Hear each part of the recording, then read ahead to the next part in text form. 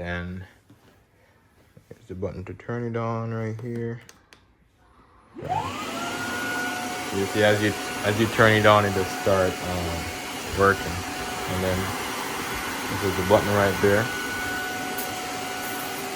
See, there it is. Spraying it out. And you just spray it over the affected areas.